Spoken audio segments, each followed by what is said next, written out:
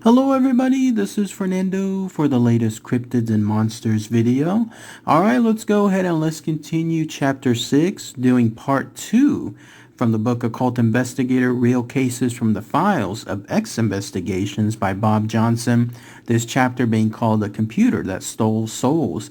The last time we left this chapter, we had just had information associated with that digital doctor shop and how they were now experiencing that strange set of circumstances associated with this seemingly old and haunted Mac, like in other words, a computer that had almost like a life of its own. We were just about to find out more information as to what could be causing it. So let's go ahead and let's continue part 2 here, and then I'll give my own thoughts and opinions on it afterward. So here's what it states. I discovered from Trown records that Silka lived in the oldest section of town, and I arranged for a cab to take me to her home the following morning. She had no telephone number listed, so I was forced to arrive unannounced. Her home, much like Higgins's, was old, in disrepair, and generally creepy. The thicket that lined the front walk was so overgrown that the concrete pathway virtually disappeared. I was pricked at the ankle a number of times as I walked towards that front door. Whenever I begin an investigation, I immediately look for telltale signs of occult activity in places most people would never think of looking, especially outdoors. I check gardens for growing mandrake root or mugwort, known ingredients in spell casting and other herbs, and I look for symbols over doorways and statues and effigies, which are always dead giveaways of particular persuasions. Animals, too, can sometimes be indicators of the practices of the dark arts. Most people immediately think of black cats as witches as familiars, but the presence of other animals, such as an unusually large number of toads or exotic birds, are often clues. Silka's house was clean, from the outside anyway. She answered the door, opened it about 3 inches, just enough to see who I was, and suspiciously asked what I wanted. I explained that I was investigating Higginson's death. Once we got past the "Are you a cop?" banter, and she understood that I was a paranormal investigator, she allowed me to come into her home. She was in her mid-60s and dressed in flowing silky reds and purple wraps. It was hard to tell if what she wore was a garment or just yards of material wrapped around her body. Her long silver and black hair reached down to the middle of her back, and she wore an ankle bracelet with a bell on it that rang with each step she took, making her sound like a common house cat on the prowl. As I expected, Silka had a number of books on the occult in plain view, and she wasn't shy about her avocation as a psychic medium and channeler. She told me that she was very friendly with Higgins's wife Teresa, who often consulted her on psychic matters and correspondence with relatives who had passed on. She said she was very fond of Teresa and is still in touch with her on the other side. When the subject turned to old man Higgins himself, Silka was visibly upset about his death. I asked her if she was comfortable with the report that he had died of natural causes. At first she nodded, and I noticed some apprehension when I told her that his name and date of death was found on that old computer of his. I asked then if she was the person who in fact had given him the old Mac. Yes, I gave him the machine, but I did tell him that it was only to be used just for fun. I know he got a little obsessed with it.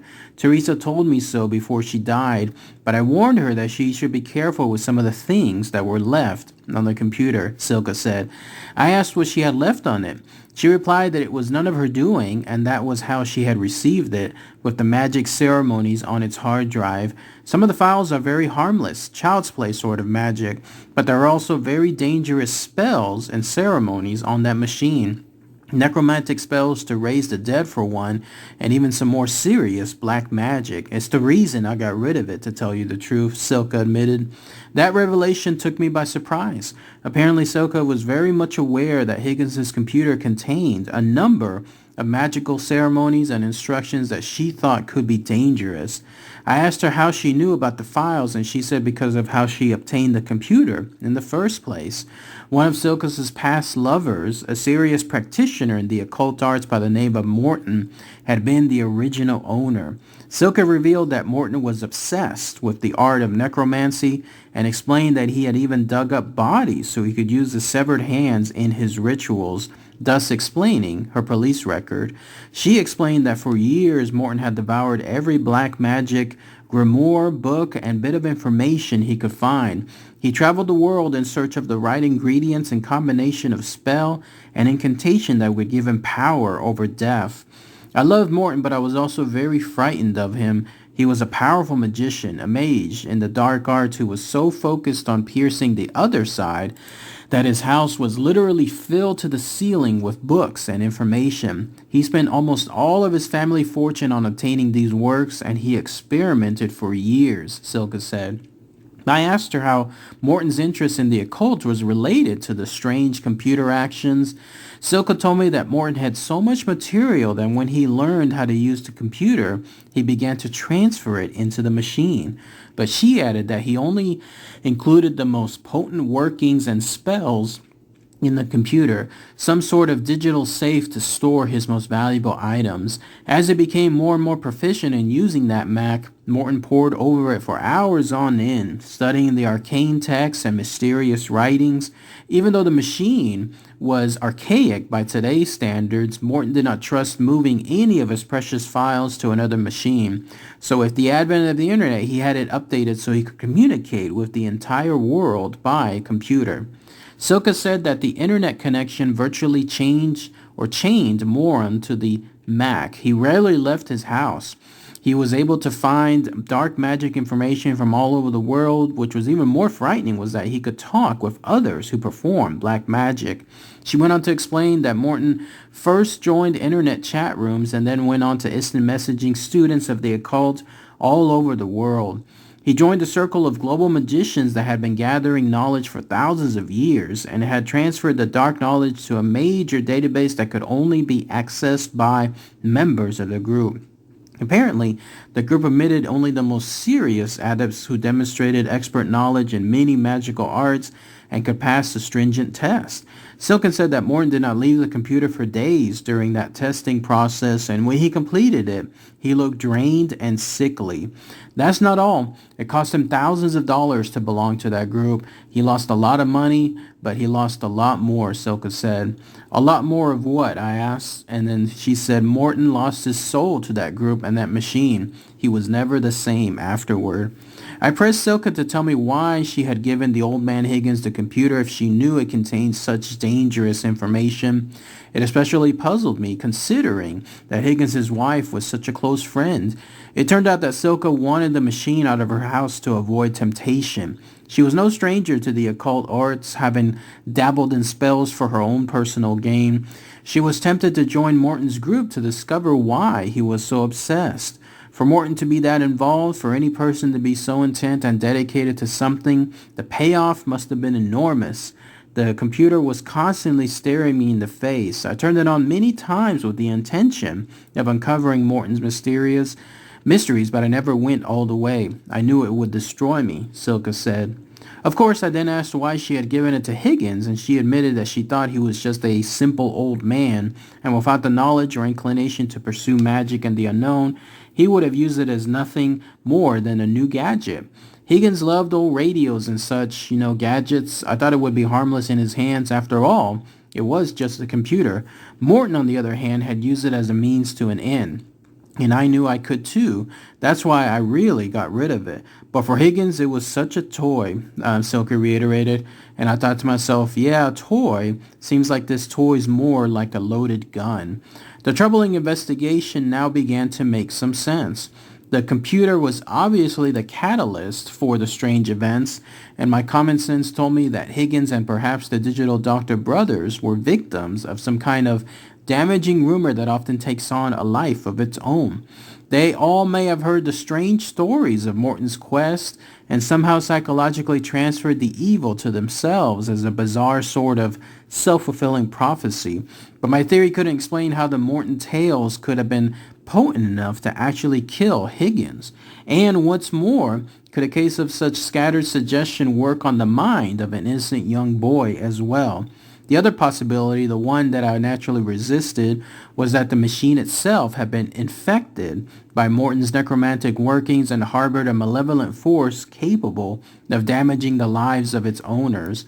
This latter seemed far-fetched, even to someone like me who had investigated numerous paranormal and occult cases.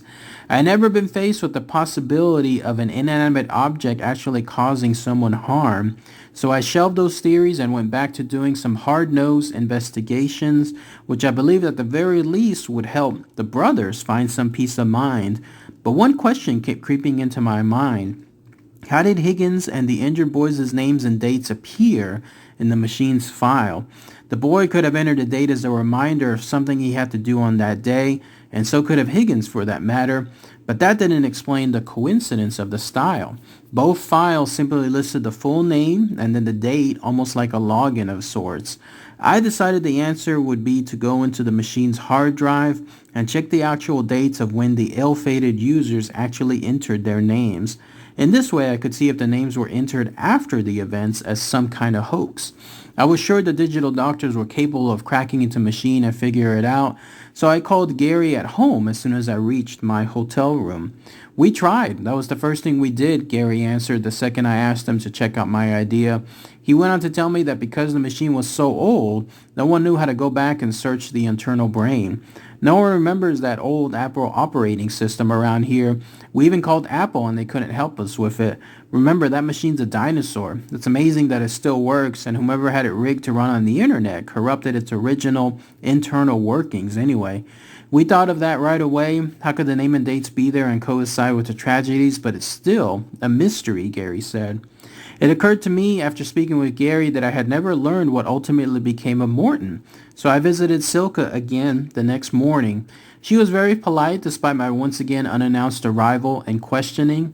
Although she was in her twilight years, Silka was still flirtatious, and she was obviously happy to have a male caller. We also hit it off because of our affinity for the occult, and she seemed genuinely pleased to be able to converse about the dark arts with someone who knew her language. This town could be so dreadfully boring, so mundane. Most of the townspeople even freak out at Halloween if things get too spooky, Silka told me. After some hot tea, I got around to asking Silka about Morton. She said that she was wondering when I was going to inquire about his demise, and she went on to tell the story of how one evening after weeks of intense study and magical workings, Morton had collapsed in his chair and died of what the coroner listed as heart failure due to extreme exhaustion and dehydration. He had been reading from his magical books and checking the internet, constantly running back and forth from his library to the machine. I went over to his house because I hadn't seen him for days and I was worried. I knew he could be absorbed for hours, but this was suspiciously too long, even for Morton, Silka said. When she arrived at Morton's home, the only light she could see shone from his attic, where he kept the computer. She could see his shadow bouncing off the walls and flashing from one end of the room to the other as he frantically checked pages in the books and then scrolled down the screen to the old Mac that had become his gateway to the world's entire knowledge to the arcane.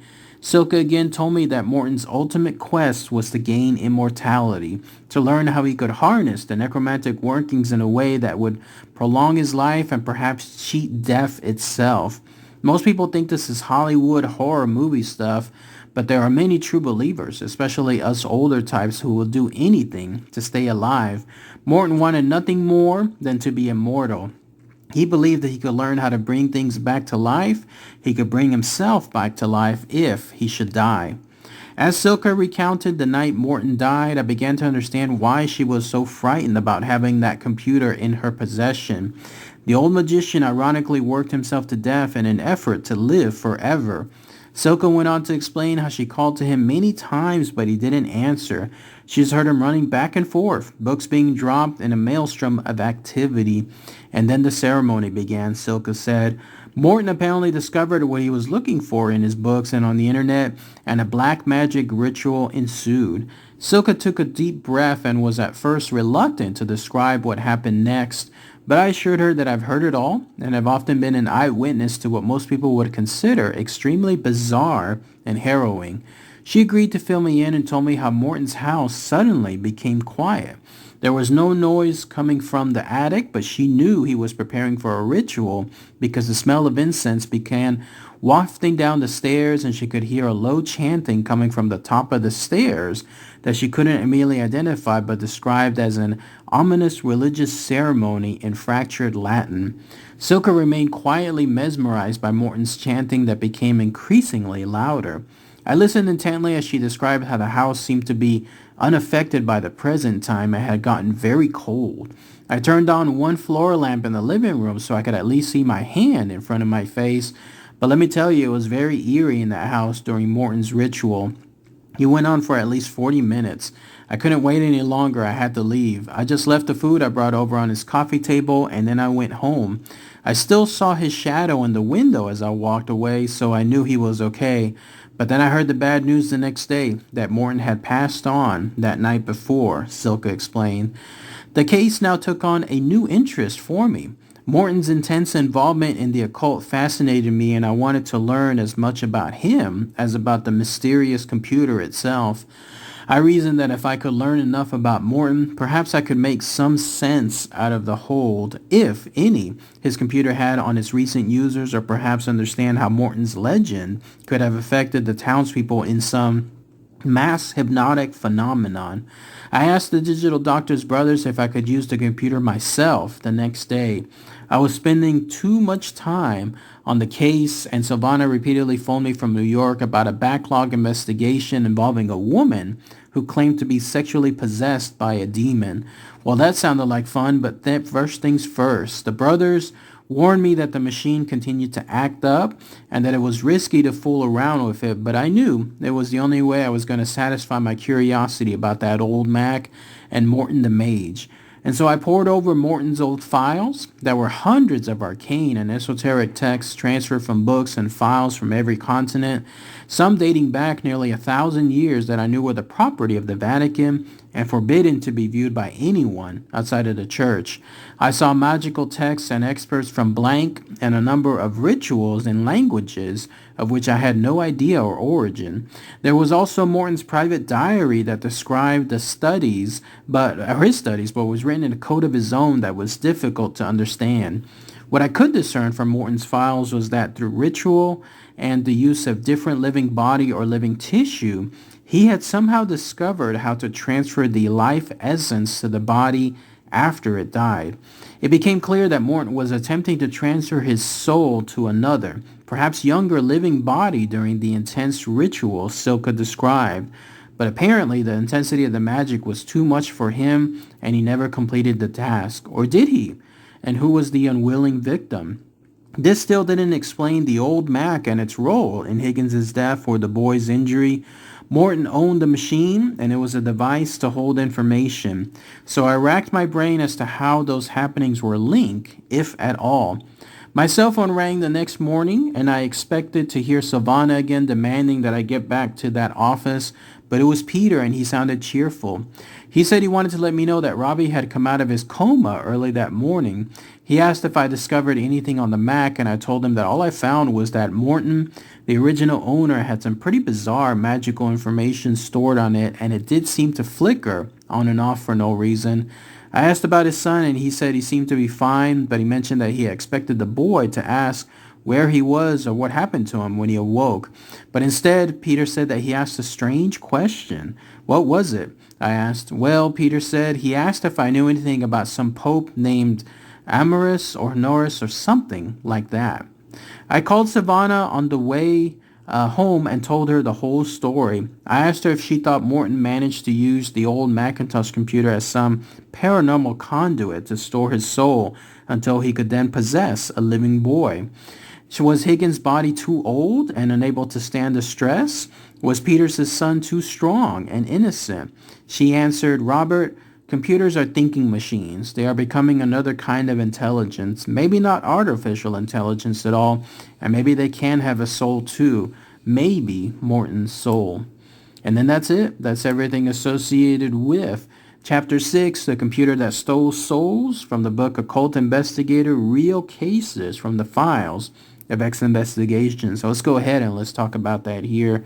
For starters, it's another chapter that looks like doesn't really have an answer to it, right?